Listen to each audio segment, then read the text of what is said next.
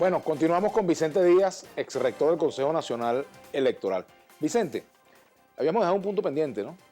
Sí, el tema de la unidad y voluntad Sí, popular y esas y cosas. las diferencias que hay en la MUD en torno a ese tema, que yo quiero que lo abordemos un poco más Está bien, adelante, cómo no. porque ahorita me interesa que entremos en un tema que es importante, y es la matriz que se ha venido creando por parte de que ha venido creando el Partido Socialista Unido de Venezuela y también el gobierno, en cuanto a que no se hizo a tiempo la solicitud de referendo. ¿Cuánto de cierto hay en esa afirmación? De que la oposición está reclamando que se haga este año cuando pidió tarde el referéndum, pudiendo haberlo hecho en enero y no en abril. ¿Se puede decir grosería a esta hora? No deberíamos. No debería, entonces no lo voy a decir lo que pienso. Ajá. Pero se Este, te lee. Así que tápate la cara. mira, eso es puro cuento, para decirlo en palabras Menos criolla. más manejables. Eso es puro cuento. Si la Mesa de la Unidad Democrática hubiese presentado la solicitud el 11 de enero, estaríamos exactamente en el mismo punto que estamos ahora. ¿Por qué? Porque es que eso no es un tema de tiempo, esto es un problema de decisión política, que el gobierno le tiene terror a medirse en las urnas electorales con cualquier elección. Por ejemplo, si fuese un tema de que la mesa se retrasó, ¿y por qué no estamos haciendo elecciones regionales? O sea, para elecciones regionales no hay que pedirlas ni solicitarlas, ni nadie tiene que activarlas.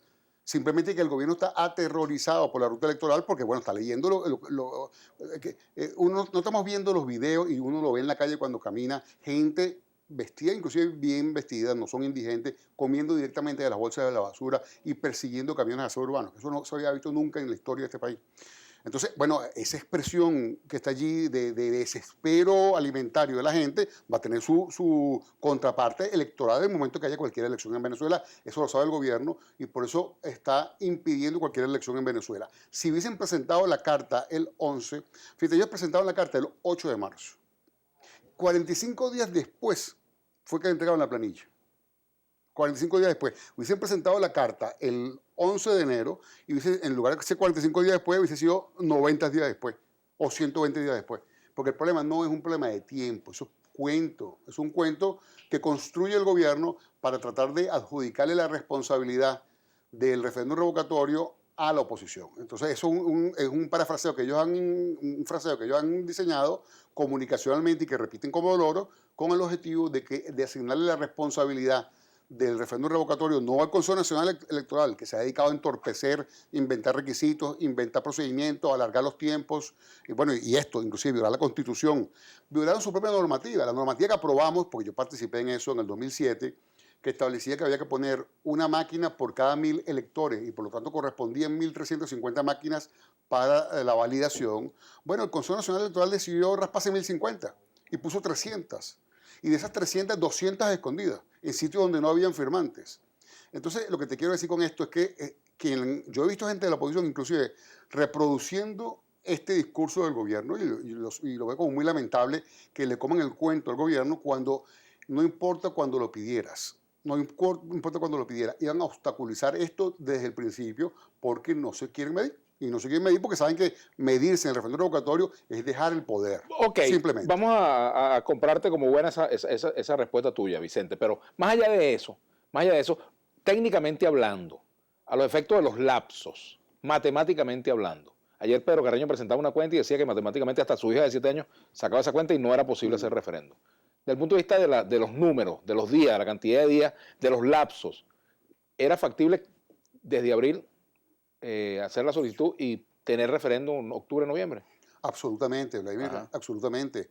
Primero porque la norma lo permitía.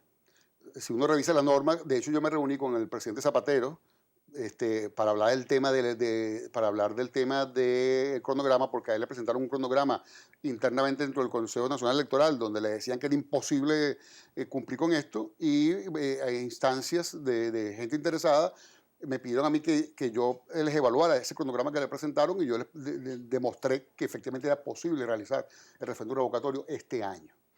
Y no solamente que era posible, es que sigue siendo posible.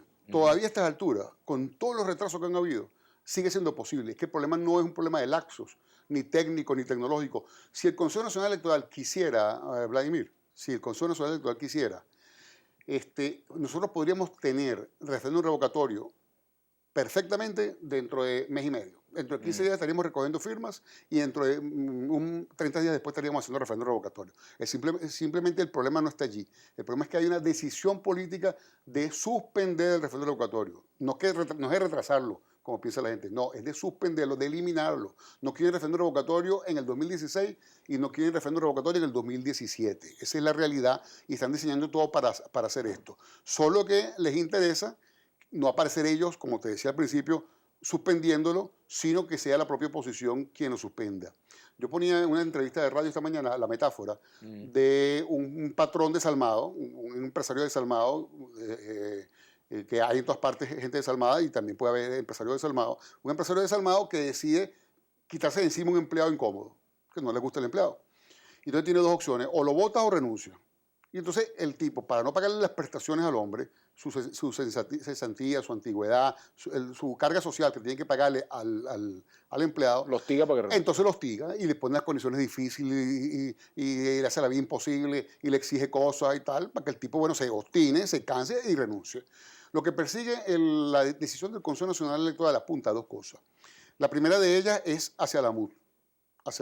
Y le dice, Vladimir, tienes que recogerlo en 20% por estado, con menos máquinas de la que tú me estás pidiendo y con un horario muy dificultoso. Eso es lo que le dice. Y aparte de eso, no te lo pongo sábado y domingo, sino te lo pongo miércoles, jueves y viernes, ¿no? Horario laboral. Eso es lo que le dice a la MUD. Para que la MUD diga, bueno, pero entonces así no puedo ir.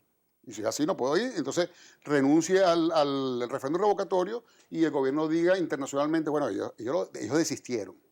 El otro destinatario de ese mensaje fue los seguidores de la oposición y la gente que quiere el referéndum revocatorio.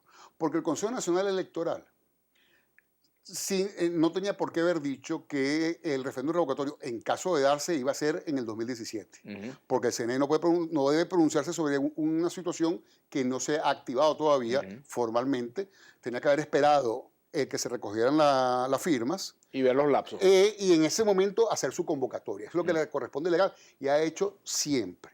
Por primera vez ahora dice, en el caso de que las recojan es en el 2017, con el ánimo de desanimar a la gente y diga, bueno, entonces ¿para qué voy a votar? Ahora, yo te quiero hacer una pregunta que tú seguramente podrás responderme porque estuviste varios años conviviendo con las rectoras, ¿verdad? Eras el único rector en medio de 4 rectoras, ¿verdad?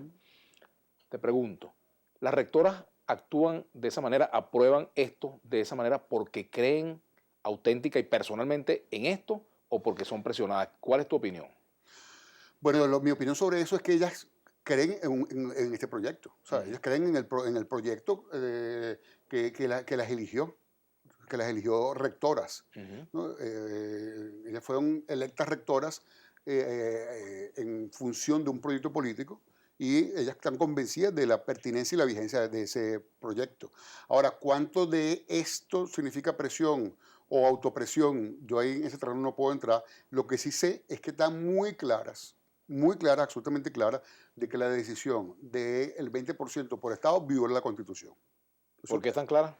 Bueno, porque eso inclusive lo discutimos cuando se aprobó esa norma.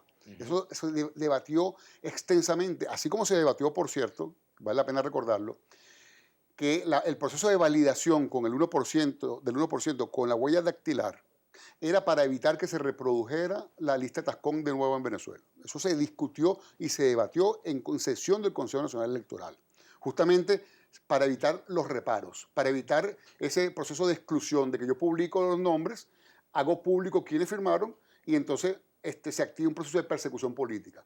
Y nosotros debatimos intensamente el tema de la validación con la huella y el argumento común fue, esa es una forma de garantizar que efectivamente eran electores con el derecho a firmar y no tener que publicar sus nombres para que nadie haya firmado por ellos.